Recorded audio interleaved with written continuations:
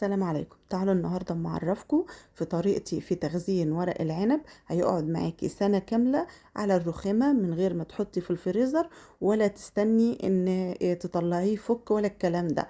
انا هنا بنقي ورق العنب يكون مظبوط كده، يكون ناعم وطري وحلو، ويكون يعني حول الورق كله يبقى قد بعضه كده. انا بقى بغسله كويس، طبعا انا مش هغسله في البوله ديت، انا بس بوريكم بعد كده هكمل على الحوض عشان اغسله واحده من واحده، لان منزل كميه طين وتراب يا جماعه مهوله. فانا هنضفه واحده من واحده كده. شايفين الشويه اللي انا غسلتهم منزلين طينه كتير قوي. هنا بقى كنت بغلي ميه وبعدين طفيت عليها النار، وهضيف لها الاضافات بتاعته اللي هتحفظه دي. عباره عن ربع معلقه ملح ليمون، وثلاث معالق سكر، ونص كوبايه ملح، ونص كوبايه خل، وكمان عصير ليمونه، وبحط القشر بتاعها. الليمون ده بيخلي لونه اخضر كده مصفر حلو، وما يكونش اخضر غامق.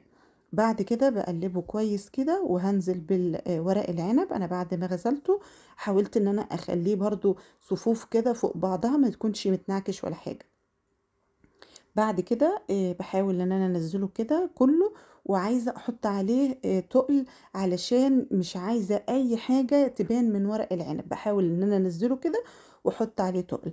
هاغطّيه بقى كده وهاسيبه للصبح. أنا كنت عاملاه من بالليل، تقدري لو أنتِ عاملاه من الصبح عادي آآ تسيبيه أنتِ بقى للمغرب أو لبالليل.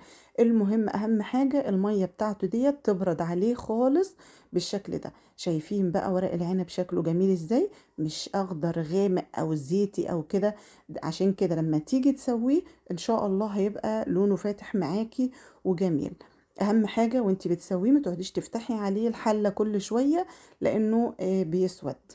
بعد كده أنا باجيب بقى البرطمان يكون مغسول كده ونضيف ومتنشف، وهاحاول إن أنا آخد ورق العنب كده وأحطه صفوف فوق بعضها مضبوطة. طبعًا هنا البرطمان صغير شوية، تقدري أنتِ تجيبي برطمان كبير بحيث إن هو يكون مفروش فيه كده، بس أنا فردته على قد ما أقدر. وبعد كده تبقي تطلعي منه الصف كده على بعضه تستعمليه، وتسيبيه تاني على الرخامة زي ما باقول لِك. بعد كده بقى بعد ما صفيته كله في قلب البرطمان، هنا باحط المحلول بتاعه اهوّة. أنا ما عملتش محلول جديد، أنا لو ما كنتش غسلت ورق العنب كنت عملت محلول جديد، لكن ديّة اللي أنا عاملاه فيه، وهو اللون ده طبيعي من ورق العنب، مش ترابة ولا كده ولا حاجة. حاولي بقى الفقاقيع دي تطلع كده، الهوا ده يطلع منه، والمَيّة تبقى فيه كلها كده. جربيه بقى وإن شاء الله هيعجبِك، وإن الوصفة عجبتكم لايك وشير عشان الفيديو يوصل لناس كتير.